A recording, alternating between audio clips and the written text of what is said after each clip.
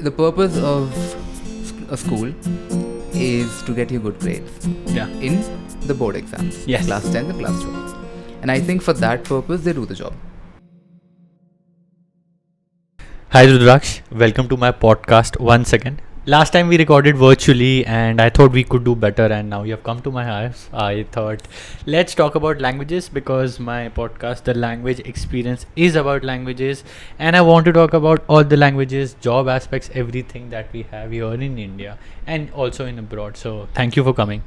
Hi Laksha, thank you for having me. Yes. So Rudraksh, the first thing I want to talk about, why don't you tell everybody how many languages do you speak and which languages do you speak? How many I speak just depends on how you count. If someone asks me, I usually just claim to speak 7. But if some people's way of counting is considered, then I can say 10, 11 or maybe even 12. So I would say I can speak a language if I can communicate in some manner. Generally, I would say if I can communicate without having to think much. And if that is the case, then I would say 6. But I say 7 because I can speak enough German to get by in a German-speaking country, unless I don't understand a dialect, which may be the case in some places in Europe. But in general, I know enough to get by. So I say 7 languages. Okay. Seven in total. So, and what are these languages? One is German. Yes. German, Hindi, English, Tamil, Bengali, French and Spanish. Wow. Amazing. I can only claim, 2 European languages. Spanish 4 and of them I Portuguese. learned while growing up, so it's not Yeah. really like So, some of them were your mother tongue. Bengali was your mother tongue or Tamil? mother tongue. If I look at the word literally, the language that my mother speaks, and even she grew up in Bengal, but the language that my family speaks is Tamil. But I was born in Kolkata, Okay. and I had asked my parents what my first language was, and I think my father said Bengali, my mother said Tamil, or it was the other way around. So I don't really know which my first language is. Did you end up and mixing both of them as a kid? I did not. Did not. For some reason I did not. Hindi, Tamil and Bengali I learned at the same time, simultaneously. Hindi was more of that we speak in Bihar. That Okay. dialect of And when did you move to Delhi? I came to Delhi in I think 2007. That's when I came here. And you were speaking Hindi before? I knew Hindi by then, Okay, yes. perfect. Because I So- was in Bihar before that for I think 7.5 years. So basically, you were born a multilingual and then became a polyglot. Yes. Okay, Yes. but I feel in India by default we are multilinguals. We have our mother tongues. I'm a Punjabi. I don't speak Punjabi, but somebody who's a Punjabi would speak Punjabi, Hindi, and if they go to a private school, English. English. Yeah. So by default, it is a skill. By the way, guys, if you do not understand, we Indians have a skill. We are multilinguals. A lot of Europeans or Americans, they are envious of us because they cannot speak a second language. Yeah. So Yes. in those terms, yes, we are lucky that we speak at least 2, and if not 3 languages. It's often considered a skill in some countries. Yes. In the UK or in the US, if you're not from a background where your family speaks a language other than English, it somewhat is considered a big deal by people True. that you're able to speak more than one language. True. So Rudraksh, now we know how many languages we speak. Spanish, Portuguese for me. For you, it's French, German, Italian. All I'm considering all. Maybe Mandarin and. No, I've only learned Mandarin once, just a few words, I've forgotten them. I can understand when I read Portuguese and Italian. And that is the reason you understand Portuguese is because it's a Romance language. Yes. Romance languages are French, Italian, French, Italian, Romanian. Spanish, Romanian. These were your languages that evolved from Vulgar Latin. Yes. So that's why all of these languages are very similar. So you can understand if you read them. And the condition being you have to be good in one language. Otherwise you'll end up messing. So Rudraksh, my first question to you would be, how is the experience of learning languages in India? I had my experiences. There were places where I loved learning languages. There were places where I did not enjoy. Everything was going wrong at those places. How was your experience? And then I'll tell mine. We talked about this in the last video as well. Places to learn languages in India. I personally have not been to many places. I've been to Delhi University and I've learned language. I've learned just French in school. I don't count Hindi and English, where we all learn that. and in neither place was I impressed by the level of education.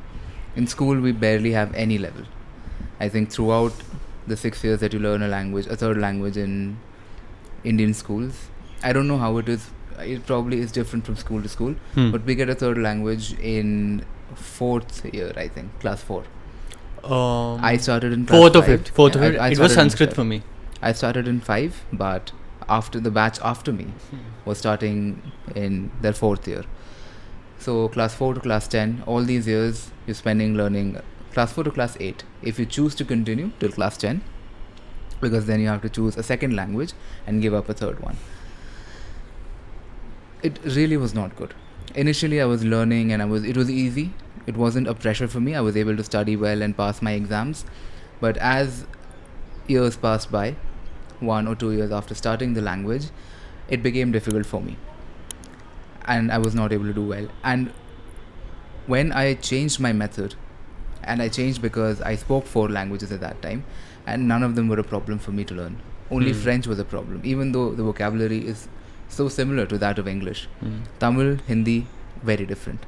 Hindi and Bengali are still somewhat similar. If you look at pure because Hindi, they are involved from Sanskrit. yes, they're That's the right. same. The root is the same. And English again is different. Yeah, Germanic language. So I could speak languages from 3 different language families. French should not be a difficult task for me.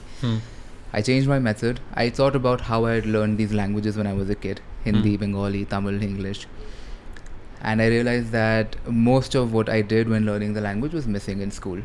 Informal instruction. So I went back. That day was the first time I listened to an actual French speaker, a native French speaker. The first time I had listened to a French song, and it was completely different from what I was learning.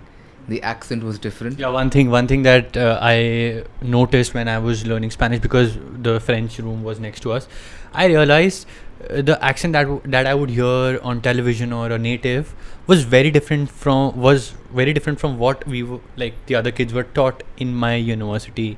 I was in DU, so in GRS department it was very different, and the way people spoke was very different. Like I could sit in front of 2 people and I could tell this one is from Alliance. Alliance is your best institute to learn French, and then this guy is from DU, JNU, or any other university. Definitely. Like you can see a difference. tell that okay, this guy has learned from Alliance and this one is from DU or JNU.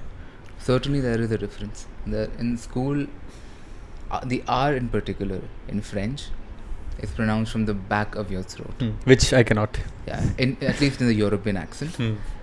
Africans will still say R, or R the way we say it in India. But I was Just give a listening to small background of languages. Like French is not only spoken in France but also Oh yes. French, because France was a colonial power, like Britain was for India. France had occupied many territories, and those post-colonial countries are still using French as their official language, or I don't know in what capacity exactly, but there are many countries in the world that speak French, and I think we have more French speakers in Africa than we do in Europe. And the accent is different. The accent, yes. And way how's English is the for us. Belgium and Swiss accent? I personally have not noticed a big difference. Maybe because I am a learner. I'm not a native, and I don't have significant exposure to the languages. So I'm not able to differentiate very well between the accents of Belgium and that of France. Even France has multiple accents. But I can understand what they say and talk to people when they are from these countries, except Canada. Canada's French is very different. I can understand French speakers from Africa, from the European continent, but when I listen to someone from Canada, my first impression is that this is a dialect of the French language. Okay, This is not the regular it's French. more English, like the French over there has a lot of English influence. There is English influence, and the accent is different as well. Accent, I'm sure. The accent is very different. It's almost like British English and American English, but because we have exposure to both accents, we're able to identify the differences, and we know what word is being spoken. You know, the reason I asked you if the French had any English influence, because the Spanish that they speak in Mexico or even in the certain states of US, it's they're completely ripping off English words. Like for chat, we have a different word in Spain, but in Mexico or in southern US, they would say chatear. Carro. Does not exist. Yeah. Does not exist in actual Spanish. For I think Google, to Google's things, you do not have anything in Spain. You would say, yo voy a buscarlo in Google. I will search it on Google. But in Mexico or in South America or in US, they would say googlear. And I hate this Spanish. I do not recommend this Spanish to anybody because personally I do not like it. I like the original language that was made and not the English, the Spanglish, what they call. I am not a big fan of Spanglish. So I'm not a big fan. That's why I asked you if that was the scenario with the Canadian French. Canadian French. I don't have much exposure to Canadian French. I've never had the need because the media that I consume on the internet in French is all from France. Or not France, from Europe. From Europe. Africa, I get some videos from time to time. But Canada, I've never really had any video. I've only heard Justin Trudeau speak a few times in French. Apart from that, I've not really had any exposure to Canadian French. I met someone in Madan Cafe in Delhi, and they were from Canada. And when they spoke in French, at first I was like, what? Sorry, I didn't really understand what he was saying. And it took me a little while to understand what they were saying. I don't have exposure to that. Great. And coming back to what we were talking about, learning languages in India. So after school, I wanted to see what learning languages would be like in DU. I really wanted to get a proper degree. So before joining DU, you were already speaking Spanish and French? Yes, I also spoke German. And that's what made it easy for me when I went to DU. GRS, yes. But the level wasn't that good.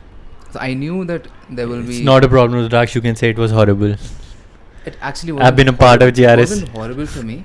What would be horrible is if there is no support, no one wants to teach you. The teachers were actually making an effort there. Yeah, agreed. We had great teachers. For Spanish, we had PhD teachers who have translated the biggest, the heaviest, the oldest Spanish books in Hindi, not even in English, in Hindi. Don Quixote, one of our professors, translated the book in Hindi. So teachers were amazing, I think, for all languages. Now let's talk about what was the problem in GRS. The problem. So before we start, at least we can come to a conclusion that learning languages in school is a scam.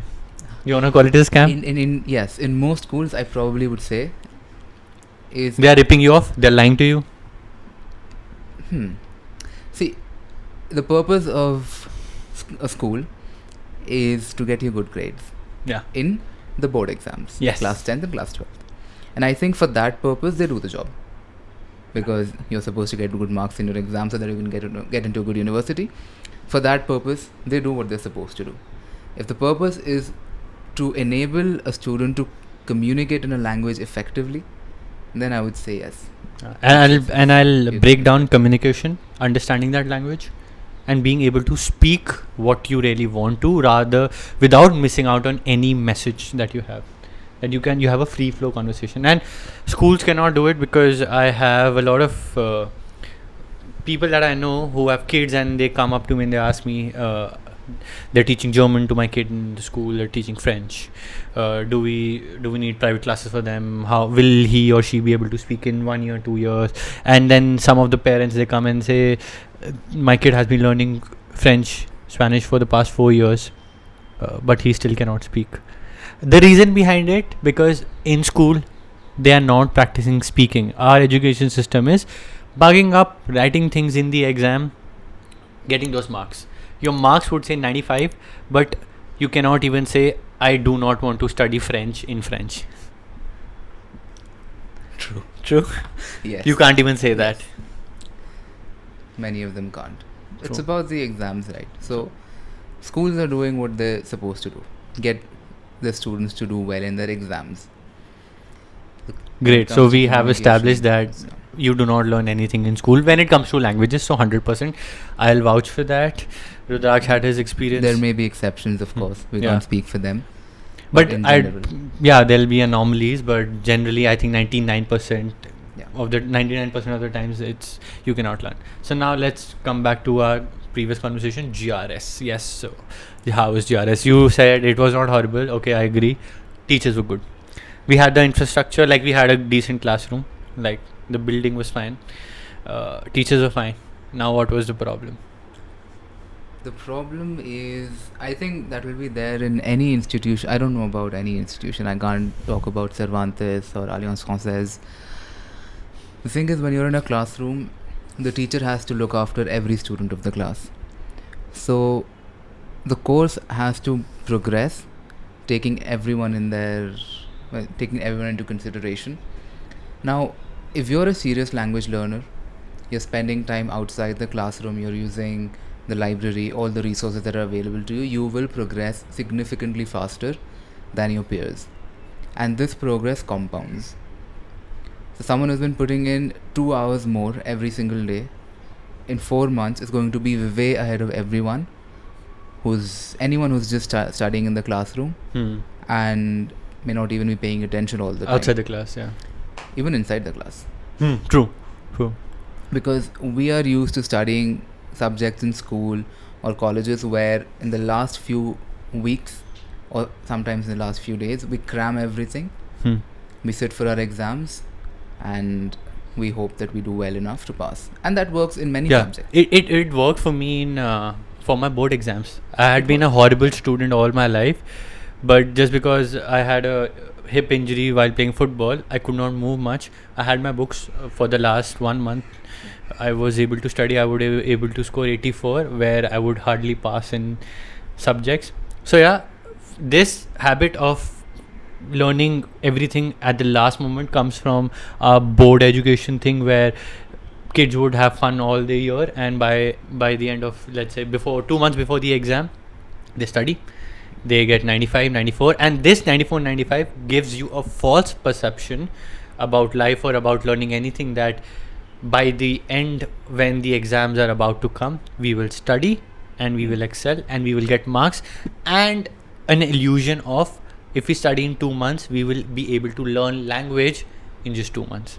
Yes, because in our board exam system, we're not encouraged to study frequently, regularly. You're only tested at the end of the year. Yeah. I think something has changed now. I'm not sure. I'm not up to date with the changes. But if you're used to studying at the last moment, and that's what you're incentivized to do, you're not tested periodically, then that habit is going to carry forward into your university education, and the problem starts there. Okay. Yeah. You're not used to studying properly when it comes to learning a language, where it is important to practice every single day. It's like going to the gym. Yeah. If you're training to build a six-pack body, big arms and legs, you're going to have to put in consistent effort day after day. It's not that you can train for 10 hours every day for just 1 month and then achieve what you want to achieve. Learning languages is similar. There's something called the forgetting curve. Yeah. Where it happened with me in my 3rd semester, where I got the dip where I was not able to understand anything. All of the audios was just going above my head. It happened with me.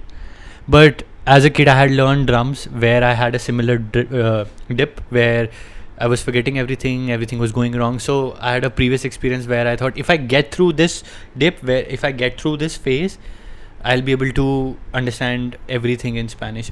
It's just that I do not have to quit right now and continue with it, and I think I'll get good at Spanish. And it happened. You're completely right about it. Yeah, it's when you're first exposed to new information, you have to think about it in a different perspective. Your brain does not need to record and remember every single thing that happens in your life. So it's only what's relevant to you that will be remembered. So when you're first exposed to, say, a new word, that you're probably not going to remember. You'll remember it for a few seconds and then you'll forget it. You'll forget the meaning. So when you're forgetting it, that's when you're supposed to repeat it. This repetition reinforces this in the brain. Okay, this is something that you should pay attention to. After 10-15 minutes, you're probably going to forget it again. So if you read that word again after 10 minutes, you've repeated it. And then slowly you space it out. And as you are frequently exposed to this word, and in longer intervals, your brain starts to realize that this is something that probably is relevant, that is important, so we should remember it. And that's how languages work. It's much easier to gain proficiency by studying only, say, 2 hours a day. Every day. That will make it 14 hours a week, instead of spending 20 hours on a weekend. Okay, agreed. So basically, if you space it out correctly, it's a better way of learning rather than scientifically better way of learning. So okay. I don't remember how I was doing it because I was really enjoying the language, so it never felt like learning a language. I was very passionate about Spanish, so it always felt like fun because I wanted to watch football videos, interviews of Spanish football players, and for me it was, I want to understand every single word that they're saying. If I did not understand, it used to annoy me. So it was fun for me. It was fun because when you're engaging in an activity that is fun, you're engaging more of your senses. Yes. You're hearing, listening. It's the same thing. Listening, speaking, and your brain is also engaged in the activity that you're doing. So when all your senses are active, when your senses are activated, you're much more likely to remember things, and it will also be more engaging for you. You look forward to learning the language that you learn. That's how I learned French. I started with one song, then second, third, fourth. I memorized songs. I watched TV series on the internet. I watched YouTube videos. Then I did the same for Spanish. Not much for German. That's why I'm not that good with the German language. But you make the process enjoyable. Exactly. True. Now, coming back to GRS, I'll talk about why I did not like that place, because I had 40 students in my class. 5 dropped out after first semester. They thought language is not for them, made the correct choice. But majority did not drop out. They wanted to live the quintessential DU life. Nothing against it, not a problem, go for it. They come with the idea that DU will be like this, like that. It is not like that. Especially our department, GRS is not the most popular place to study. Yes, you can learn languages over there, but the atmosphere was so bad in my class that a teacher that is from Spain, or a teacher who has a PhD in Spanish and has been teaching the language for the past 20 years, she used to just leave the class because if she gave us a literature text to read at home, nobody would be prepared for it, because this is not school where your teacher will read out for you and you would listen. They expect you in a university to, you go back home, you read the text, then we will discuss, we'll have discussions about it, because these are your texts by your Spanish writers like Cervantes, like Gabriel Garcia Marquez, and literature came in way too early for kids who were not prepared to understand that language. They were not prepared to understand that language. We did not have the right vocabulary. Kids were struggling with basic English words. One thing which was very specific about GRS was that kids from every walk of life were there, and a lot of them did not understand English. And our teachers, the way we were taught was via English to Spanish. And kids, one reason was kids were struggling. The other reason that I did not like GRS, or the whole thing was going down south, was if 95% of the class is not interested in a language and they're stuck over there, and this is not your engineering or any other law course where you clear the exam and you move forward. This is learning a language and then reading literature in it. And if you do not understand the language, forget about reading literature in it. And if a teacher would ask you a question like, so what do you think about ABC that is written by Pablo Neruda? And you get pin drop silence in the class, or you only see those 3 or 4 faces speaking. That was frustrating. And I felt, nah, this is not happening. This is not good. I'm not, yes, I will complete my 3 years over here, but I'm not going to study Spanish over here for not even a single day. I did attend classes, but I was going there half-heartedly because I wanted the attendance marks. But I had joined Cervantes by the 4th semester, by the 2nd year, and I was studying Spanish over there happily. So that was my experience. I was frustrated way earlier than you were. My frustration started, I could foresee that it is not going to be efficient in terms of the time I spend learning German. We were at least spending 6 hours in classes, 2 hours of one class, 3 classes in total. And the way I learn, if I'm putting in 3 to 4 hours a day properly learning a language, it's going to take me 8 to 10 months sometimes 6 months to reach a But B2. only to you, Rudraksh. If you're spending 4 hours a day or 6 hours a day, a B1 is very well achievable for most people. Yeah, every day, months. 6 hours, yes. 6 months, B1 is achievable, even B2. It depends on the way you're learning the language. And I could see that in 3 years, I'm not getting to a C1. A B2, I will definitely get to. So because GRS was claiming that by 3 years, you would... That's what we're supposed to be at. In 3 years, a C1, that is a realistic goal. It's not an unrealistic goal. Yeah. But the way things were going, I knew that a lot of time will be wasted in class. First, I have to travel from home to university. So that's an hour-long journey to the university, then an hour-long back home, and then spending time at the university. And then, of course, you're walking about here and there. You've got friends. You'll spend time with them as well. I won't say that you're wasting time there, but all of that adds up. And I knew if 7 to 8 hours of my day is being dedicated towards learning a language, I can do much better if I leave GRS and study on my own or use my own method of learning, even if I'm studying with some people. In 3 years, I can get to a B2 level in 3 languages if I'm putting in that kind of commitment. It just wasn't worth it for me. So that's why GRS was an experiment for you. We can say that, yeah. I enrolled in a different course. I'll now graduate with a degree in economics and politics. But seems like we're just talking about DU or we're just shitting on DU, but I am not against DU or anything. I spent 3 years over there. I had great experience. It's not just DU. If you're serious, I would include. If you're serious, you'll do well. Yeah. I'll not just say DU. I'll talk about same case for JNU, same case for Amity University, same case for Doon University, same case for IFLU, same case for Jamia or any other ABC XYZ university that is offering a BA honors or a diploma certificate. I would completely say do not go for them. If you want proficiency. If you want a certificate.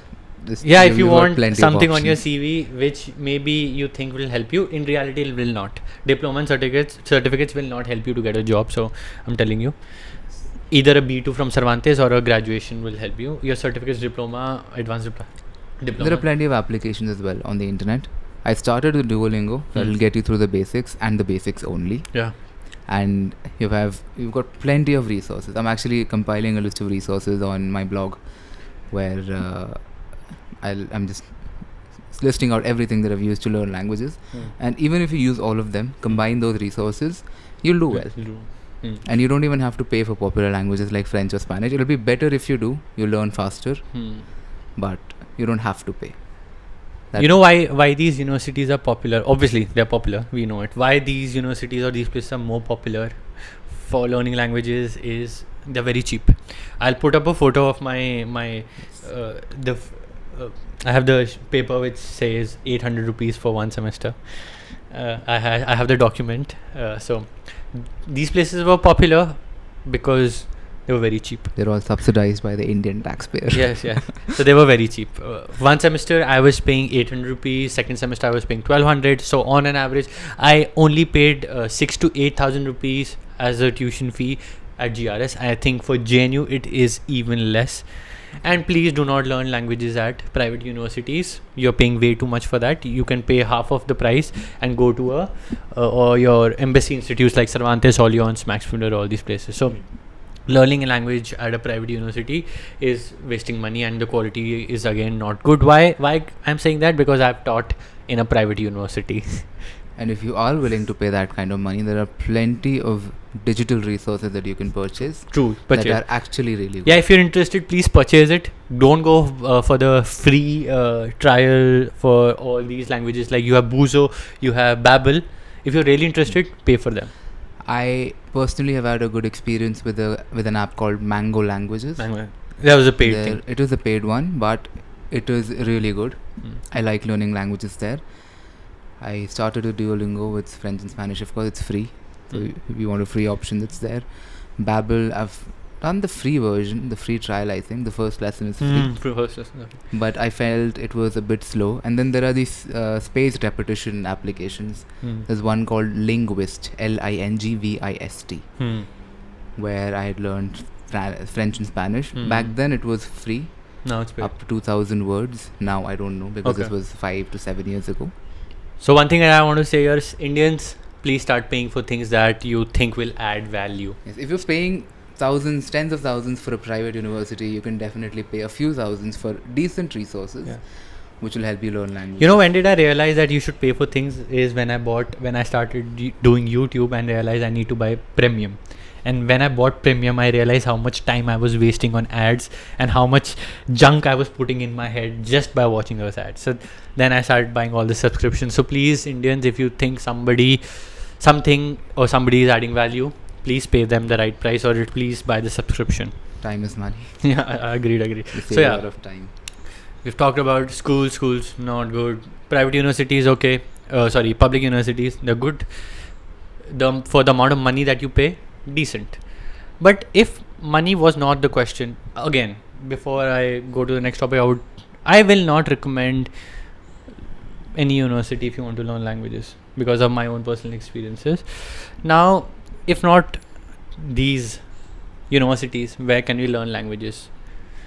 For Spanish, we have Cervantes. I did study over there. For French, you have Alliance. Rudrakh, you have not studied there, but you've been there. How's Alliance? I go there. I've interacted with a few students there, and they are not that satisfied.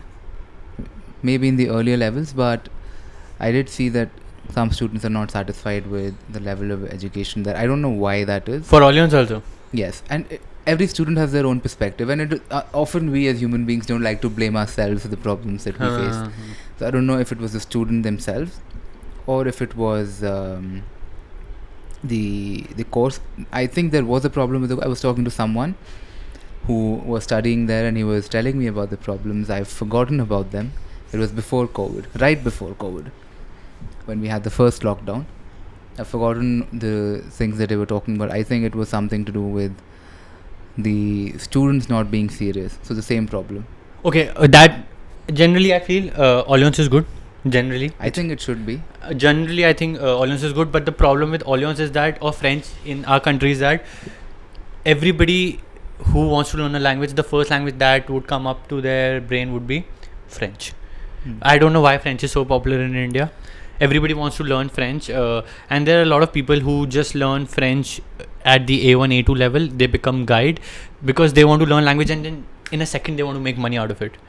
So I feel that is the problem initially. I've seen A1, A2 students teach other people. Yeah, A1, A2. Yeah, they either start teaching or they try to become a guide. Let's say in all those touristic places in India. When I went to Pushkar in Rajasthan, I could see every other guide speaking French. They had studied French from XYZ Institute. I don't from know why. Yes, even when I took French in school, it was the most popular third language. We had French, German, and Sanskrit. And of all the students, there were so many students who picked French that the entire batch was divided into 4 sections. 3 sections for French and 1 for German and Sanskrit combined. I don't know why it was popular back then. Now I think the interest is shifting towards Spanish. Spanish more because of the TV series and yes, Money Heist, Elite, all that, and the music as well. Maluma, J Balvin, Shakira, all these guys. So yeah, French again. French, I feel people have a bad experience, but initially, because a lot of people, they want to do the A2 level and they want to get a job, maybe make money out of it. But I think at B1, B2, it is better. Things get better. I am assuming, I am not sure. I think combining a formal instruction from an institution like Alliance Française or Cervantes or Goethe Institute at Max Muller, if you can combine that with the resources you have available online, you can find language partners. Just free resources. Language partners can be challenging if you're a Hindi speaker. There are many Hindi speakers here, and people usually prefer to speak with a native of the language that they're learning. So as even we would, if I want to learn Spanish, I'm not going to go to some Asian person or someone from I'm not North going America. to go to somebody from Kazakhstan. Yes, I will prefer someone who's a native speaker of the language, Exactly. from South America or from Spain. So it's the same with them. If you want to learn Spanish and they want to learn English, it's going to be difficult. But you can still find language partners who want to learn Hindi, and someone who can even trust you with English. True, I know true. I found people, and even you've talked to one of the language partners I've had. We used to have English-Spanish conversations. So that is an engaging and interesting way, because not only are you talking to an actual person, you get to learn more about their culture, about their way of life, and some perceptions that we have of living abroad that you realize is not always true. Life isn't that brilliant and easy in a more developed country. True. So all that you learn when you have a language partner, you can go to YouTube, and you have plenty of websites where you can engage with the target language that you're learning and learn more effectively. Studying outside the classroom, I think, is absolutely essential if you want to get to a good level and in a short period of time. I'll agree with you, because a lot of people do not know. When I was in 11th standard, I was studying Spanish at Instituto Hispania. It was near my house, and that was the only institute that I knew. It's a good institute, by the way. It's the second best in Delhi after Cervantes, and I had no idea about Cervantes back in the day. So I did go there. I used to miss the Saturday's class because of my school. My school, for some reason, started conducted classes on Saturdays. Could not attend the Saturday class. I was clueless in the Sunday class. So there I realized that if you are not paying attention outside your class, if you're not putting in the effort outside the class, if you're just relying on those 2 hours or 4 hours of study that is happening in your classroom when you go to the institute, that is not sufficient. That is not enough at all. I was only relying on it, and when the exam happened, there were 3 exams. I gave the first exam. I knew I'm going to fail, so I did not even attempt the second and the third exam. And then in that moment I realized that, firstly, I realized 2 things. One, you should not learn languages when you are in school. Why? Because your English is getting better, you're learning other things, you are still learning about other, let's say, interest. So with that, learning a language is a separate thing versus your normal education that is happening, the things that you're preparing for your board exams, let's say. So I personally, that's my thing. I do not recommend anybody to learn languages before 17. Yes, get introduced to the language, but don't go for proficiency in school, because you have to give time which you do not have. I think you can do that, provided you're not learning the other languages. Yes. So after a point in school, you're not studying grammar or consciously acquiring more vocabulary. You're studying literature, whether it's Hindi or English. At that point, you can pick up a third language. But if you are not proficient if boards is not your priority, otherwise, if you're not proficient in English or Hindi, and then you're picking up a third language as well, then it's a problem. Then you're I agree. Then it's a problem. So Rudrakh started on the point. Yes, if you're bad at your, let's say, base language, then your target language would be a problem. And many of us are. The medium of instruction in many private schools is English. But because so many of us do not have that background where we get exposure in the English language outside of the classroom, outside of school, we tend to not be that good. We tend to not speak English well. So if that is the case, and then we add on another language with that, then it will become a problem. And even with Hindi, the Hindi that we use in school is different from what we speak. Yeah. The conversational Hindi is a mixture of Hindi, English, Urdu and... So, Hindi, English, Urdu, yes. And some call it Hindustani, Hindi and Urdu. So that Hindi is not spoken at home. You'll listen to it in political discourses, on the news.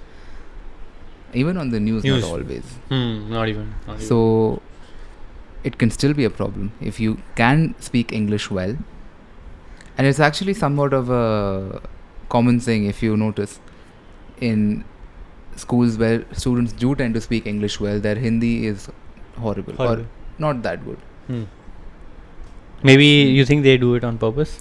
Some do, like it's sort of a status thing that I come from a family where English is spoken well. You know, I did I've the same thing. noticed that. I have a story. I did the same thing when I went to Spain for the second time. This time I went alone. I was there for 1.5 months. I was in Sevilla, I was staying in a hostel, and at the terrace we had a pool. So we had a bar and we had a pool over there. So everybody from almost, I cannot even tell how many nationalities were there, and everybody was talking about the culture. People were from France, from Spain, from Netherlands, from even from Madagascar, people from South Africa, people from Middle East, from Latin America, from Uruguay, and everybody was talking about the culture. And somebody asked me for a 10 rupee note. I showed him. So if you notice in Indian notes, you have text in Hindi and text in English. So they asked me to read what was written in Hindi. If I put in the effort, I could read it. But you know what I did? I said, I study in a private school in India, so I cannot read Hindi. And there was a guy from Uruguay, I forgot his name. He became my friend. He said, it's not a good thing that you are from a country, you speak, that is your mother tongue, and you're saying that you cannot speak or understand or read that language. That's not a good thing. And that was a reality check for me, where I felt, why am I running away from my own identity? Why am I running away from my own language, when if I put in the effort, yes, I can read it. You've adopted the language imposed by your colonizers. Yes. That was an eye-opener for me, because it's just us Indians who feel bad that we know our own language, where if you meet anybody from France, from Spain, from South America, from from Madagascar, from Kazakhstan, from Russia, they would proudly Many say would take pride in their own language. language. France, there are even these stereotypes about French people that they will not speak to you in English, yes. even if they know the language. And I don't know how true that is. I've never been to France. But it has happened. It is true. I've been to Paris twice, and it's true. Again, another story. I was at a restaurant. I said, how much? He said something in French. I knew the bill was less than 10 euros. I gave him a 10 euro note, got the change, did not even bother to check if it was right or not, because I knew this guy is not going to reply me in English. It's true. But I'm sure there are people who will not mind talking in English. Yes. And in certain countries, in the Netherlands and I think Scandinavian countries, they will speak in English. But so that was one story that is stuck with me, that be proud of your language. Here in India, we are taught, we pretend that we are bad in Hindi, we do not speak well. But when I had this experience in 2016, I realized, okay, maybe I'm not the best in Hindi, but I should not pretend that I cannot read or speak Hindi. Where I even do not mind using Hindi in general conversation, where everybody is trying their hardest to speak in English. I think some of it also is understandable, because the elites in India have always been good with the English language, and many job opportunities are also there. True. Which you would not get if you are not proficient in English. Learn English. Please be well in English. Keep improving, but do not forget your mother tongue. I think yes, you should be able to communicate well in your mother tongue or your native language, which even I do not do well. Tamil or Bengali. It's fine, Rudrakh. Even Hindi, I can speak Hindi, but I know that English words will slip out from time to time, just because of the way I've learnt Hindi. We cannot speak the purest form of Hindi. Agreed. I have friends who can, and I've done podcasts with people also. I stutter at times because I have to look for words. Some of them speak a purer form of Hindi. जैसे मैं किसी व्यक्ति की प्रतीक्षा कर रहा था, and that is just not what I would say. I would say मैं किसी इंसान का वेट कर रहा था or I would say इंतजार कर रहा था. If I had to Pratiksha, I would not use. I would never say धन्यवाद or शुक्रिया to anybody. I would just say thank you. हाँ. आदत है. That's the habit that we have. Yeah. So again, if coming back to learning languages, if money was not a question, Rudraksh, where would you go to learn a language? Forget about learning on your own, because again, maybe Rudraksh, you can do it, maybe I can do it. Now I can do it, but for somebody, a general person, or for the general audience, if money is not the question, if the 15,000 fee per module is not the question, or a 800 rupee GRS, or for JNU 100 rupees, whatever the fees is not a question, then what do you think is the best place to learn languages? If money isn't a problem at all, you can spend as much as you want. I'm sure there are audience who won't mind spending the money also. Go to an institute in a country where your target language is a native language. Go there, enroll yourself in a course. That's the ideal thing. Yes, enroll yourself in a language course. You want to learn French, there are many French institutes and universities that are offering French language courses. Go there, spend a year or two. You're learning the French language in the classroom, outside the classroom. You have to speak. Force yourself. You don't always have to speak. There are people who live in a country for 10, 20 years. They don't speak the language. Gareth Bale. He doesn't speak Spanish. That's why he had a fight with the administration at Real Madrid. Could not speak Spanish. That's a problem for many, because even when you go abroad, you can find a community that speaks your language. And then you're just comfortable over there. Yes. Yeah, true. You get into your comfort zone. Never thought about it, but it's true. So that you have to avoid. That's the ideal. That's the ideal best situation. And expose yourself, and it will be embarrassing because you are in front of people speaking their language, and you're not good at it. It will be embarrassing, but then it's embarrassing for you, but they appreciate it. Many appreciate it. Many appreciate it because you're making an effort to learn their language and immerse yourself in their culture. Many people do appreciate it. Some people can mock you for it. That's fine, because your purpose is not to build an image for yourself. You're there to learn the language. Just go for it. It'll be embarrassing at times, but that's fine. Yeah, I'll give you a good example. When a white person comes to India and he speaks in broken Hindi, don't we just dance to it? Don't we appreciate it? And if that person speaks Hindi well, he goes viral on the internet. Carl Rocks. I'm thinking about one person, yes. But they will go viral on the internet. There's an Australian man. Okay. That came to my mind. He went viral because he's 100% white person speaking Hindi on YouTube. And his accent was decent as well. Okay. So he claimed that he would just say he's a Kashmiri Pandit. And people would believe. They would believe him. He's an old man. Or I don't know old, but he had white hair. And he was white skinned as well, of course. So you can pass for a Kashmiri Pandit. True. Yeah, agreed. So, yeah. In India, now to what Rudrakh said, okay, not everybody can go to the country and maybe learn the language over there. This is for the top people with loads of money. Plenty of money, yes. For the upper middle class, I would say, please join these institutes: Cervantes, Max Muller, Alliance Française. For Japanese, Mosai Institute. For any other language, any institute that you know. I think they teach Russian at the Russian Cultural Center. For Italian, it's the embassy. For Portuguese, it's the Portuguese embassy. The Russian Cultural Center in Kasturba Gandhi Marg. I'm not sure if they teach Russian, but they do have a cultural center. They have classes there. I've learned chess and art over there. I don't know if they have the Russian. For Korean, you have your Korean Cultural Center at Lajpat Nagar. You can go over there. And even if you feel you're bad at English, join British Council. I have a friend. He joined British Council. Could not speak a word in English. Did study in a private school but could not speak English. Went to British Council. Now he's preparing for UPSC. So, I mean, you can do, if you feel you're not good at English, it's not a bad thing. Go. If you want to be secretive about it, be secretive, but learn. And I think you should prioritize English before learning any other foreign language, simply because of the impact it can have in your life, especially in India. You're looking for a job, or the way people just perceive you. English. And the way they teach you also, Rudraksh, you need a base language.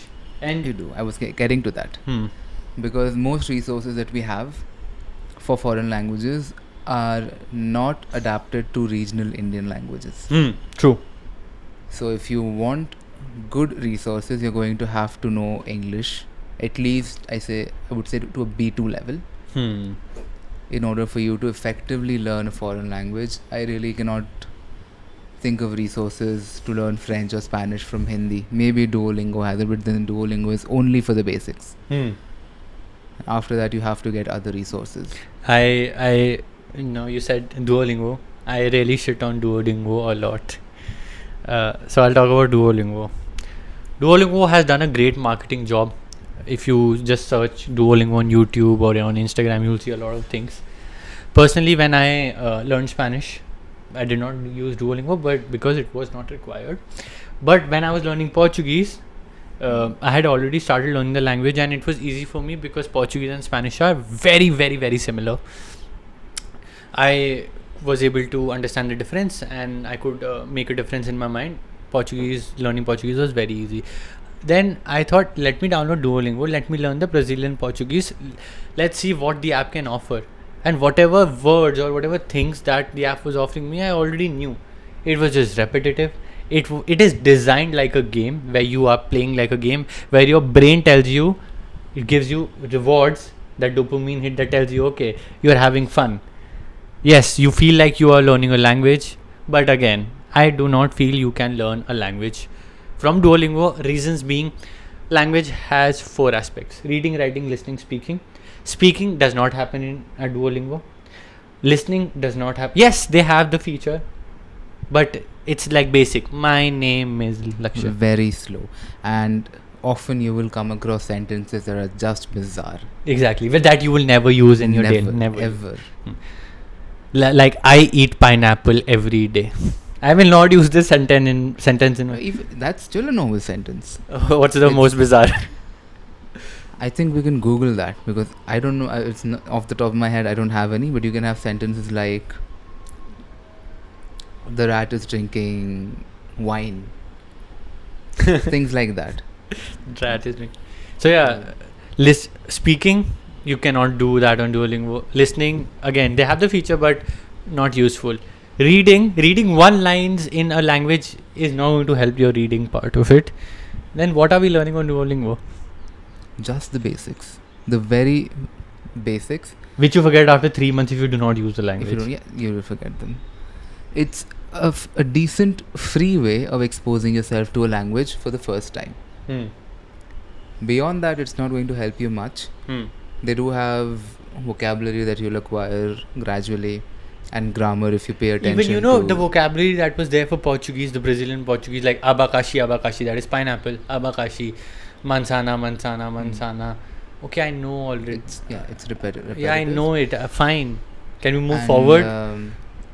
It does get boring after a while. Duolingo, I had some 450-day streak only because I could maintain a streak.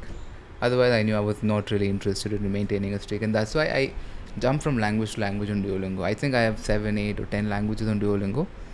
After French, Spanish and German, I did some Italian, Portuguese, Swedish, Dutch, only because it is easier to maintain a streak when you have a new language, because the lessons are shorter. Yeah. I wasn't really incentivized to continue learning the language that I actually wanted to learn. So for people who are out there, I would say it's a supplement for you. If you're already learning a language outside the app, then great, use Duolingo. Maybe you get some good apps that I've used. Mango Languages, I would definitely recommend that. Then there is Glossica, which is supposed to be a supplement. They tell you that this is a supplement, not your primary source of learning. Great, they're being honest. They tell you that. And it was more expensive than other resources, but if you're spending time every day, and if you're already spending tens of thousands on an institute, Glossica is going to be worth the money, because they use something called sentence mining. And what is that? What is sentence mining? Even I'm hearing it for the first time. Okay, I'll just use this as an example. I have a phone here. I'll pick a remote. What else do we have? I'll just take a pen. Yeah. Book would be a little big for the camera. So if I say this is a pen, this is a remote, this is a phone, I have used this is a 3 times. Okay. Right? Yeah. It's the same thing, but the last word is changing. Yeah. And with the change, with the last word, the object that I'm referring to is changing. So you can subconsciously pick up that the last word of the sentence is referring to the object. And then I can then slowly manipulate the same thing. I've learned these three, and if I now say this is a bottle, you will know that this is referring to something. This is becomes your talking about demonstrative pronoun. And then slightly I can change the example. I can just first say run, and then I say I run. Then I say I run 10 kilometers. Okay, I've learned what run is. I know what I run means. And I run 10 kilometers. ठीक है, मैं 10 kilometre भागा या मैं 10 kilometre भाग रहा हूँ. Then I say he runs, not he run, he runs. The conjugation Now changes. you've picked up something. That he means something. You already know what run means, but it's used in a slightly different way. It says he runs. Yeah. Now you say he runs 10 kilometers. So now you've learned how you can express the same thing but for a third person. Third person. Not for yourself. Yeah. So you've learned verb conjugation here.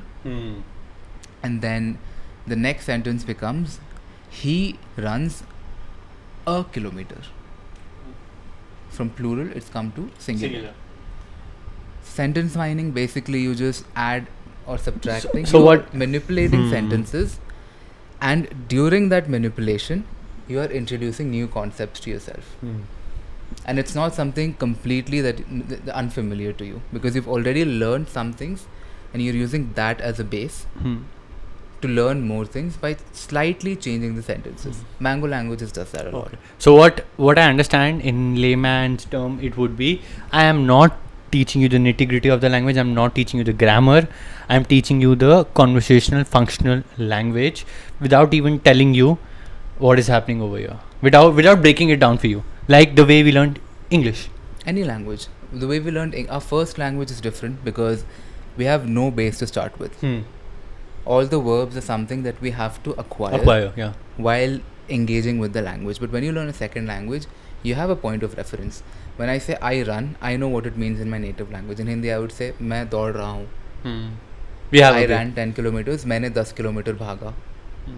So you can use these points of reference to learn languages faster when you already speak one. Rather than as a kid when you Yes, have when nothing, you have nothing. you only rely on your eyes. Yes. Or So when you learn a language for the second time, you already have something to build from.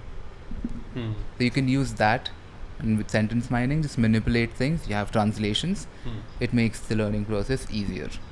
Perfect. Now, Rudraksh, I want to talk about job aspects. A lot of people message me. I get a lot of DMs. I meet a lot of people in person, and the first question that anybody would ask me, even before they know the place to learn, is the most common question that every Indian parent has. How much can I earn? Yeah, how much can I earn? But scope क्या है? तो भाई language का scope क्या है? I hate the word scope. Personally, I hate it so much. For me, scope उस चीज़ में है जिस चीज़ में आप interested हो, जो आपको अच्छी लगती है. Before I started learning language, people said there was no scope in languages. But it's not like that. You would find people who have one skill, they have mastered it, and they're making a lot of money out of it. So scope उस चीज़ में है जिसमें आप दुनिया से अच्छे हो. Oh yes. जिसमें आप दुनिया से अच्छे. I was getting to that. That's what I was going to talk so but about. now let's talk about job aspects. After learning a language, should we just learn a language? Job opportunities after learning a language? Because I want to break certain stereotypes कि job language सीखो embassy में नौकरी, language सीखो Spain चले जाओ. You learn a language, go to Germany. Let's break the stereotype.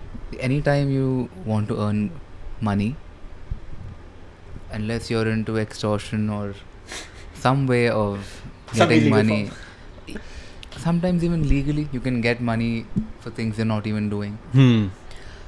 But anyway, if you're not into that, if you want to learn something and find out a proper way of earning money, you have to understand that you need to provide value to the person who's employing you or to the customer you're serving, customer or client. So it depends if you're a business person or if you're a salaried or a wage employee. I'm sorry. If you can provide value to your employer, if you possess skills that are valuable in the marketplace, then you'll get paid well. So with languages, it's the same thing. You speak a language, okay, great. How are you providing value to your employer? Or how is learning a language helping you provide value to your customers or to your clients? If you have a clear idea of that, then you'll earn really well. Scope वहाँ पर है.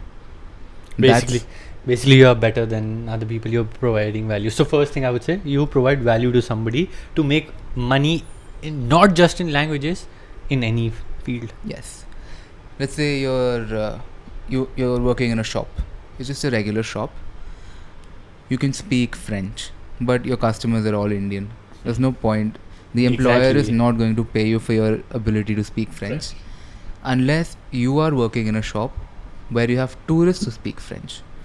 Then that skill becomes valuable. Then you can get paid more than the other person. Because you're able to provide value to your employer because you can interact with his customers better.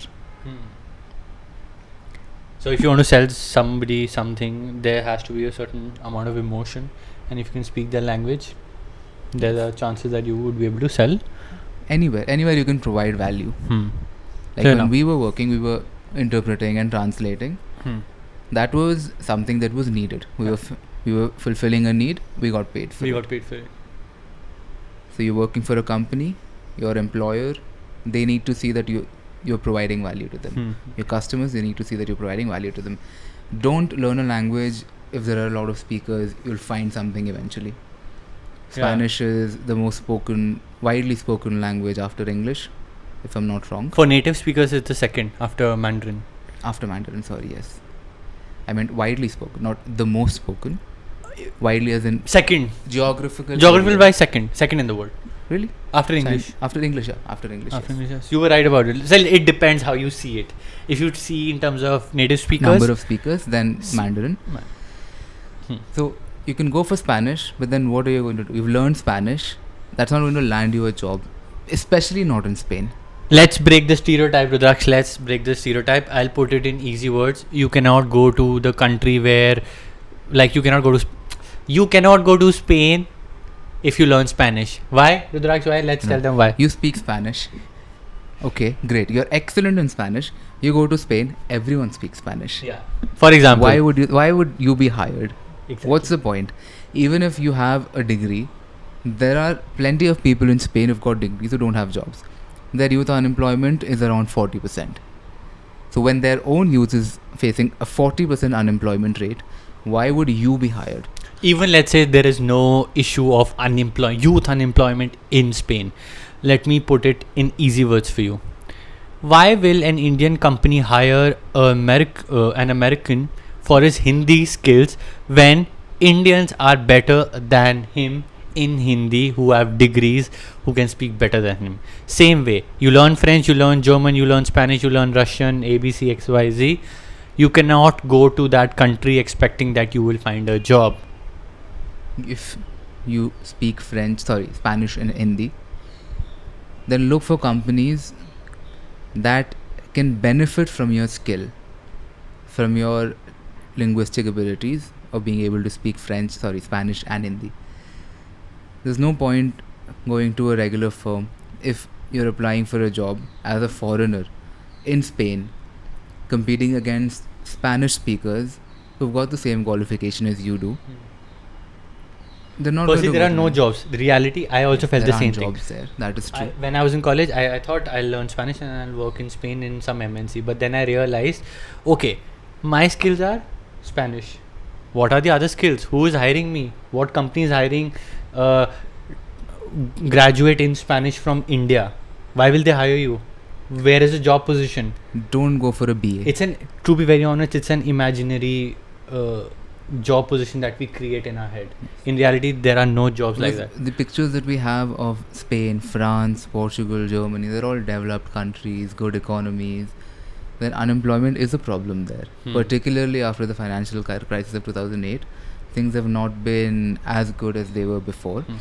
So, if you're learning a language, I'm not saying you will not find a job in Spain, because I know people that are there in Spain who are Indians, who are working there because they spoke Spanish. They're English teachers. But I'm pretty sure they went there as a student in some Spanish university. I do not know. But what I do know is that they were able to provide value to their employers or to anyone who were there serving. Because they had some extra skill. They had some extra skills.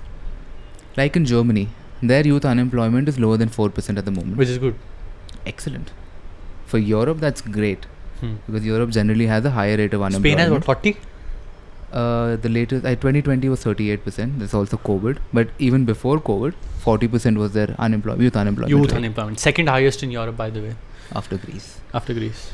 So, Germany, there is a significant demand for STEM fields, graduates of the STEM fields, the science, technology, engineering, mathematics. If you're a computer programmer, if you're into science, if you're into technology, and you can speak the German language, there is a decent chance that you will end up working there. I know people who don't speak German, who are Indians, who are working in Germany. You know why? Because Germany, they have a good education system where they teach English. And it is not the case in Portugal, in Spain, in France, in Italy. And their economy is also doing well. Hmm. Not everyone goes to university. It's a norm in India now, That at you have to least go. in the middle class, that you've completed school, college is the natural next step. Yeah. It's not that you consider something else. In Germany, they have apprenticeship programs, paid apprenticeships. So one of my language partners in Germany, he did not go to university. Right after school, he was going to be trained in some computer IT field. So he's not going to get a 4-year or a 3-year degree in computer science. He's going to be learning under someone. He's going to get paid while he's doing that. And after 2 years, he'll get a proper job, which is not bad at all. And I think it works better because on-job training, it works to train you for jobs that are actually available. In India, I know engineering graduates who've come to me for computer science advice. I make websites and all, and they seek help from me. They have a 4-year degree. They're not able to do things that I, as a person with no formal background in computer science, is able to do. Interesting. This is very interesting. So I think it's the same for language. You can have all the degrees in the world, all the diplomas and certificates from your DUs and JNUs. If you cannot speak in that language, if you cannot understand what the other person is saying, if you cannot read that language, let me put it in easy words for you. You will not find a job. Even if you can, you probably will not. Yeah. Unless you've got a combination of skills, and that is valuable. Now I'll talk about in India, if somebody learns a language, like somebody like me who learned Spanish from DU, jobs that are out there are your MNCs that have offices all over the world, who are working. Let's say American Express caters to a lot of Hispanic people, so that's why you have Spanish jobs over there. Bosch is a German company, so they need German experts. I know LinkedIn hires Spanish experts. EY is hiring Italian for some reason, I don't know why. So there are companies who are hiring different people who speak different languages. So one option is your MNC. Second option is teaching. If you're interested in teaching, if that's your passion, go for it. Enjoy. You can go for the Indian Foreign Services, but you have to first crack the UPSC, which is not an easy thing. But the problem with teaching is there is no money. I know people who were teaching at Amity as a part-time teacher and were also teaching in DU diploma courses. So basically they were running 2 jobs in 2 different parts of Delhi. Like one was in Noida, one was in North Campus, North Delhi. So it's about providing value. Even though you can provide value as a teacher, but the people you're providing value to, they need to have the purchasing power. Yes. So and that comes with proper economic development. And we are still a developing economy, so teaching, really if you like it, if you like it, go for it. Money is a problem. Then comes your freelance job. I think Rudraksh, you would we have done a decent amount of freelance work. One is your translation and interpretation. Then third would be your guide. Become a guide, tour guide. Yes, if you're doing it right, you can earn good money, but just be ethical, because India has a lot of things in terms of tourism. We have plenty of potential, but we don't rank in the top 40 tourist destinations of the world. Yeah. We have one of the 7 wonders of the world. We have so many historic monuments. Countries smaller to us make more money in terms of tourism. Just small cities even. The problem is, one, security. We have this perception that India is not safe, and it isn't compared to several more secure countries of the world. And there's also this problem that I have learned by talking to people. Hmm. Foreigners, they say, we don't mind paying money, but we mind being ripped off. Yeah.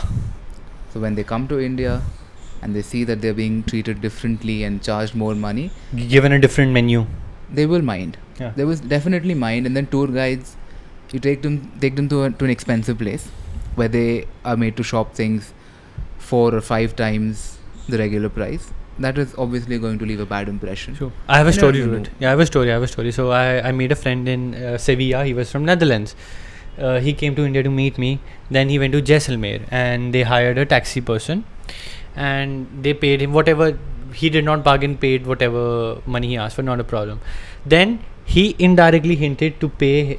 They even gave him a tip of 100 rupees, and he indirectly hinted them to give him a 2000 rupee note. The driver hinted to pay him 2000. My friend was like, I've already paid you more than what I was supposed to. I gave you a tip, and now you above that you're asking me 2000 rupees as a tip. So the problem with a lot of people, that people who are working with me, who also worked as tour guides in their free time, we see a white person and we try to rip him off. We think he's white, he will have money, we can fool him. This, I think, is completely wrong. Yeah, This a should not tourist is happen. coming to your And country. those people are not stupid. Everything is out there on the internet. People know what is happening. Yeah, a guest is here in your country. They are not supposed to be treated this way. That leaves an impression. Not just a view, but of the country in general. That hurts all of us.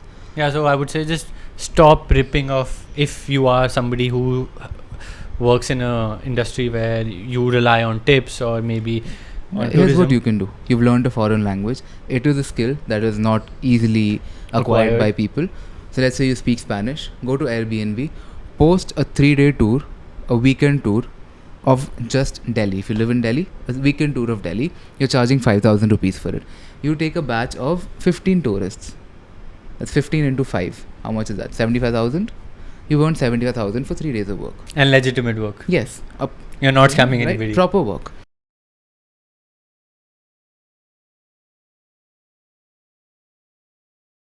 The reason why people are not doing it, because you have to build your reputation, and that takes time. You have to be out there on the internet, you have to make YouTube videos, maybe make a website, and people do not want to do it. What they want is, hey, I scammed the American or I scammed the European today, I made money out of it. And they want the easy way out, they do not want to put in the effort. So then the result is, people who speak languages are into the tourism business, end up, or they try to scam white people. Happens a lot in India. Not just in India, actually. So we have talked about MNCs, we have talked about teaching, freelance work.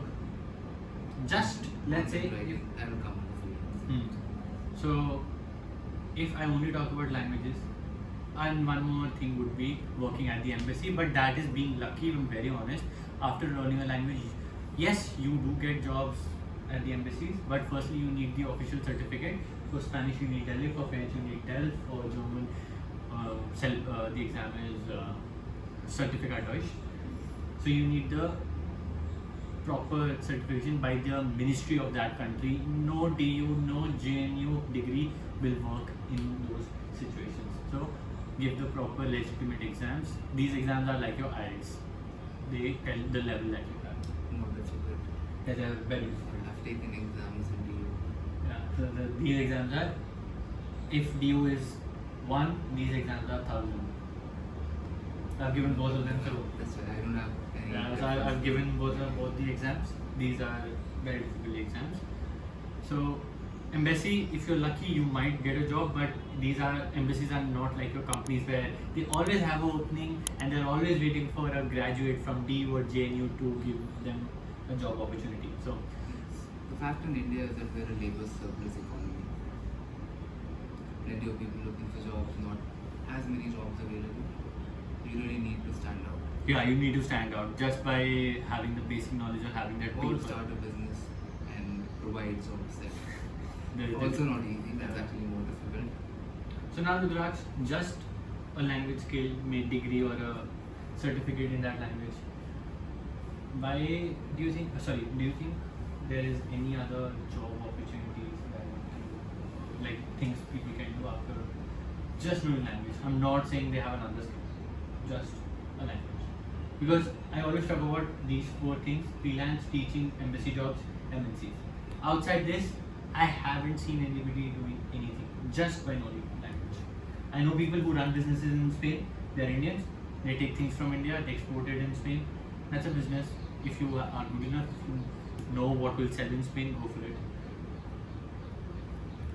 Only languages literature comes to my mind. Teaching them is.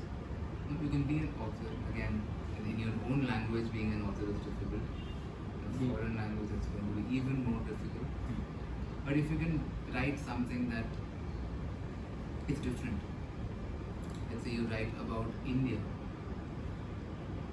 some very specific parts of India in French or Spanish, and you find an audience that is interested in it, it can potentially be a career. You found a niche where you're one of the very few or maybe even the only player.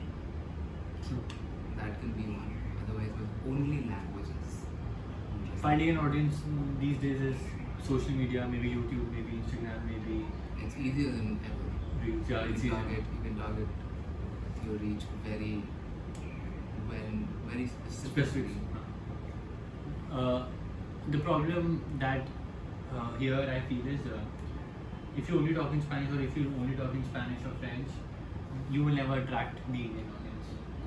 You have to bear in mind that 99.99999% do not speak French or Spanish in India. Most of us can't speak English firstly. I mean, many of us can, but then that proficiency that you need to have to consume content comfortably. Now imagine that content is in English, in Spanish or French. So Spanish. So Indians is not your audience. And if you are doing that, you probably should speak Hindi or some regional language where people can actually understand you and They can interact with you. Yes. So job aspects. Even we are speaking in English. It's a very new audience for us. Yeah, true. Could have done that in Hindi, but my channel for now is in English, so English for now. So now job aspects we have talked about in India. Let's talk about if somebody wants to study in Spain, France, Germany, Europe in general. The allure of studying abroad is usually that you go there, you study, and then you stay, work, get a PR, become a citizen. The ideal situation. Live a Pardesi life. Depends on the country, really. Canada, fairly easy compared to many countries. You can go to Dubai. I don't know about educational institutes there, but it's pretty easy if you have a job there to get residence. You don't get citizenships. It started now, but it's for very specific people who are highly skilled. If you're an affluent investor, then you can become a citizen now apparently. That I'm not sure. But for Spain, France, Italy, Portugal, and they've got an unemployment problem for their own citizens, and they have in the European Union a preference first for their own nationals. First for their own nationals, then come the citizens of the European Union, and then the rest of the world. And we come in the rest of the world. So we're very low on the list of their priority. True. Unless we have skills, as I said, if we can provide value that other people cannot, you still have a chance. Or you go to a country like Germany and you have a science or technology background where there is a demand for people. You can get a job, you may even get a PR and a citizenship there. I know people who don't speak German well. They get by with English. It is preferable, highly recommended if you learn German. Because it will give you a significant advantage over your competition. So it depends on the country, it depends on your qualifications. So if you have a BA in German and you go to Germany, I'm not optimistic. Yeah. So that is my question for people. The plethora of messages that I get on Instagram. Hey, I love Spanish. Barcelona, Real Madrid is my life. I want to learn Spanish and I want to live in Spain. Can you please help me? Let's break the stereotype and tell them. Sorry, we probably cannot. We can help you learn the language. Your motivation is to go and live there, work there. That's not going to work. Just by knowing the language. Just with the language. We can help you get to a good level in the language. That we can do, but job prospects are not brilliant in these countries. True. And language is not a skill in those countries. Their native language. That's their native language. Everyone speaks Spanish in Spain. Everyone speaks French in France. You're nothing special from And Spain. to be very honest, a French person in Spain is, if he's living there, is speaking better Spanish than you. Probably. Because moving around is very easy for them. I've seen a lot of French people living in Spain, Spanish people living in France. They speak better French. Spanish people speak better French over there. So that's an advantage of being an EU citizen. EU citizen. Yes, the advantage of being You can try the back door, get into a country where it is easier to get an EU citizenship. Try all of that, but that means you're really dedicated. Yeah, like you really want to live in Europe.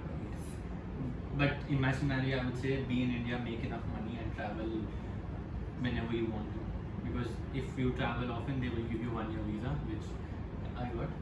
So you can maybe try. Or actually, I completely forgot about this. There are freelancer visas available here. So you can get these visas. Each country has its own requirement. For France, you need to have an income of about 15,000 euros per year. They will give you first a 1 year visa, then you have to maintain that income. So you need to have 15,000 euro income as an Indian. You get that visa, you work in France, you maintain that income or surpass that, you will get an additional 2 years. You continue working well, then you get, I think, a 3 or a 5 year permit to live in the country, and then you can apply for citizenship. Again, it's a very long process. If you're interested, search for it on the internet. I think You can look for freelancer visas. There are different visas offered by different countries. Now let's talk about life in Europe. It's all fancy on the internet. It's all Barcelona, Paris, Lisbon, Berlin, Stockholm. How's life in Europe? Shopping. They can Shopping. talk about Paris, shopping. Champs-Élysées. Sitting at a cafe in Montmartre, looking at the Eiffel Tower from somewhere. All of that is there. Standing outside Sagrada Familia, watching matches in Camp Nou. Instagram is always filled with glamour. But then if you look at the rate of unemployment there, if you're unemployed in any country, okay, fine. Being unemployed in Spain is probably better than being unemployed in India. And then You were 700 euros for it. still, you're not going to go there and have a glamorous life if you're unemployed in that country. It's So, still struggling. if you go there as a student, yes, it feels fancy. It feels great on Instagram. I've not lived in Spain, but I used to go to Spain on my own account. I would live there for 1.5, 2 months, sometimes 1 month ago.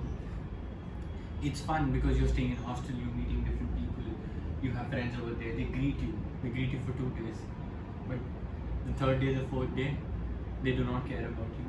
The culture difference. I want to talk about the cultural difference. Europe is a very individualistic sort of a society. Specifically, more particularly, I would say Western Europe. Yeah, Western Europe. So Protestant Reformation, etc. So if you do not make friends, if you're not good at it, it could be a problem for you. I can't guarantee that, I'm not sure, but I feel that would be the case because I could feel when I was living there for 1.5 months where if I'm living in a hostel, everybody is friends with each other, they're great. But if I was living with somebody who I knew before and I was living at his house, he would treat me for 1 day, 2 days, and the 3rd day he would just give me the key and just do his own usual thing, which does not happen in India. So our thing. So there's a fair amount of cultural In difference. Sweden recently, there was this Twitter and Facebook that we see posts that if you go to a friend's place, say you're a school friend, you are in school, 12 or 13 year old, you go to a friend's place and it's lunchtime, the family is going to have lunch, but you're not going to be eating anything. In France? In Sweden. In Sweden? So apparently it's supposed to be not meddling with the other kids' choices, diet choice. I don't know exactly what it is. Okay. Or how prevalent this is. There was a lot of debate on social media. About food, something that I noticed in France was like we ordered pizza today. We shared a pizza. We still have one left. in Paris, if you order something, you are supposed, if I order one dish, that is supposed to be me eating it. We're not going to share it, which is not a concept here in India. If we order a pizza, we'll be sharing it. Like, it's a unsaid rule. I order X, I will eat X, I will not share X.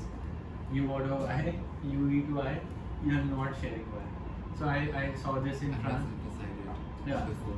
Another story in France where my friend had, like, she had a very small tummy. She ordered a whole pie, could not eat, asked for a takeaway. The chef came out and said, "Oh, so you did not like my pizza?" So my friend had to explain that I'm a tiny girl, I cannot eat a lot. So for now, my stomach is full. I'll probably go back home and finish it. I mean, that's another shock when it comes to food in Europe. I think takeaways are not as common in different countries. Yeah, it's not that. They do it in the US, but in the UK, I'm not sure. Yeah, like, not every country has this. like if you ordered something, you can't eat it, you pack and then you take back home. That's not a thing in Europe. Well, Many restaurants do something. it wasn't like that before, I don't know now. But it was not. It's something they don't really appreciate for some reason, I don't know. But yeah, life in Europe, coming back to life in Europe. Is it that fancy? What do you think? If you've got the money, Yeah. definitely. True, If you're working there, then you need to be sure that you have a decent job. A decent job that allows you to have that disposable income which you can then spend on traveling or eating out regularly. Of course, if you're working the same job, you'll have a better experience, better lifestyle, probably in Europe. Say you're a software engineer. Software engineer in India, a software engineer in the US or in Europe is probably going to have a better life. Not the Indian, Like, I'm not going to argue about standard of living. Yes, it's better in Europe. It's about the practicality. Yeah. How practical is it that you go there and actually find a job that pays you well, that allows you to live a decent life. As a foreigner, especially someone who's not in the European Union, it's not that easy. True. Now, Rudrakh, one thing I want to talk about is a lot of people, they quit their job and then they go for that 1 year teaching program in Europe. I'm not sure if you know about these programs. Let me explain it to you. These programs are your exchange program by the Ministry of different, like by the Ministry of Spain or France. They would take in international teachers from all over the world, and there would be a auxiliary that would be in English would be secretary to a teacher. Like, they pay you 800 euros per month. So my question is, if you have a permanent job in India, let's say in a good company like Amex or EY or Amazon or LinkedIn, would you leave your job and go for these exchange programs? And these are your temporary 1 year. But not for 800 euros. That is too little to live on in Europe. And The you argument need- that I get is we are living in villages, like in pueblos of Spain, so we can manage. You know, But is it worth it? Do you think when you've had experience, the long term? you're definitely going to learn from it. And no one, barely anyone says, when they've taken a step in their career, especially on LinkedIn, everything that has happened to people in their career is supposed to be, in some ways, it's a great experience. If you've seen people talk about their On LinkedIn? on LinkedIn. That's glorifying their So, bad jobs. I mean, we all do it because a potential employer is looking at you and you don't want to give off a bad impression. So that can obviously give you the wrong idea. Someone's talking about their experience of this 1 year in Europe that they spent in pueblos in Spain or small villages in France. Life is not that convenient and easy. And then once you've quit a good job, are you going to get back Because you're not getting the same the CTC. same salary, the same job? Will you get that back? Is it really worth it? Can you not do what you're doing without having to quit your job? You know, why I asked you this question, because a lot of people quit their job, they go to Europe, the obsession of going to a Western country in India for that 1 month where they can boast to everybody like they are killing it in life, where they go to Europe, teach the language. For that 1 month of boasting or 1 month of satisfying your ego, they, I think, sabotage their careers. Careers, the finance. I think if you can't spend that kind of money 10 times, no. Yeah. Have enough savings, be financially prudent, because if you've got money invested somewhere that's going to give you dividends later, you will be able to comfortably afford that. But if you want to look good on social media right at this moment and you spend all the money that you have on these trips, then you will have a tough time in the future. True. So when you Quitting your job, quitting your I job, know, many people say that, follow your dreams and all that. I'm not against that, but then there is a practical side to it, and that can ruin you if you let these glory stories take you over and make you make True. decisions that. well, I was lucky where when I was 19, when I was 18, I could just go up to my parents and ask for the money, and they would just send me to Spain. Or when I started earning money, the first thing that I would invest in was a trip. That was investment for me because I thought I'll improve my Spanish, I'll meet new people, having expenses. So I did not mind spending 2, 3, 4 lakhs on a trip. But if you have your hard-earned money and you're only spending on that trip, and then it is not an investment for you but something to post on social media, on Instagram, or to tell people, look, I speak this language, I'm in that country because I speak that language. Firstly, that is false. You're not there because you speak the language, you're there because you're spending the money. Because you can afford it. Because you can afford it, yes. So don't go for programs, or don't satisfy your ego for 1 month, because once you're back in India, because you will be, I know, you will be back in India, it will be problematic because you're starting from zero again. No company will give you extra money because you spent 1 year in a village in Spain and you taught English. Unless you can provide value because of that experience. And that can But be- you're teaching English to primary That's kids. rarely going to happen. No, It's no. rarely going to happen. Oh, true. Rudrakh, my questions are you have any questions like you want to ask me or anything you want to discuss? I think we've covered most. Maybe you can talk more about your experience in Spain and your trips to Europe and what you've learned about Europe and the job prospects there or life in Europe in general. When you're traveling as a tourist, you don't know much about job aspects. You do not meet those people, so you have Naturally. Plus, after an age, I realized I do not want to work in Spain. There are reasons to it. When I went to Spain for the first time, it was amazing. But then I realized that not the first time, it's the second time, the third time I went, I realized no, I don't want to live here. I think I'm A tourist. yeah, I love Spain as a tourist. So one thing that I realized that let me make money in India, let me find a job, let me make a business in India, let me make enough money so that if I want to go to Spain in 1 week, I have the visa and I can book a ticket and I can go. I promised myself that I will do it rather than struggling going to a Spanish university, then hoping that I would get lucky and maybe putting in 10 years. Because I could see if I put 10 years of hard work in India, I can make money here because of my own potential, the confidence that I had, and go to Spain whenever I want. Because after 2-3 hours, I did not want to speak in Spanish. I could talk 2 hours in Spanish, I could talk 3 hours.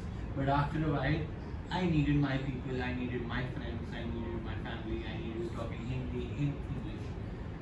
So that was my experience. Great country to visit, amazing places to see. A lot of Indians have now started going to Spain.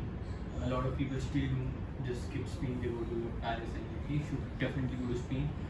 But not just Spain, Europe, it looks fancy, it looks amazing. But you have to realize the cultural differences, the food, the people. It is very different before even. Especially if you don't speak the language. Yes. They will make a face, they will resist it. Certain countries do it more than others. So make sure that the obsession of going to a Western country fine, you want to go, not a problem, but there are pros, but see the cons as well. And we've been quite pessimistic every day. It's not that you cannot go. There are definitely opportunities, but they're not as abundant as we think they can be. Like you have to be the cream of it. You have to be different. You have to set yourself apart from people, the citizens of that country. Because you're going there into their economy and then you want a job there, and you really have to be different. Yeah, my experiences have been, I love Spain. I will again go in the future, been there 4 or 5 times. But I don't want to live there. I want to live in India for now. I want to make a career here, make a business here in India. Because I can see the potential in India is a growing market. It is a growing economy. So if you have the skills, you can become. In many of these European countries, they will take you in if they can tax a lot of money from you. Close to 50% in income taxes in many countries. That is There's one more way. If you have 3 to 4 crores spare, you can buy the citizenship. You can buy citizenship. If you have 2 you're crores. really that rich. 2 crores. The thing is, the kind of jobs that are available for Indians or non-European Union citizens, they're usually skilled jobs where they know you're not going to rely on their welfare system. They know that you will not be a burden on their taxation. Instead, you will be contributing in taxes and supporting their welfare system.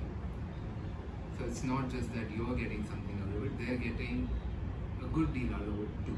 Yeah. Most countries, they have an aging population, they've got pensions to pay, healthcare expenses that these welfare states have to look after, and cutting these expenses politically is not that easy.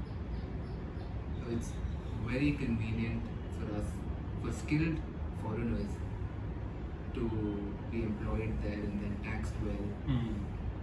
Keep that in mind. Yeah, true. So if you really are skilled and want to make good money, go to a place like Singapore or the United Arab Emirates where they have lower taxes. The UAE has zero income tax.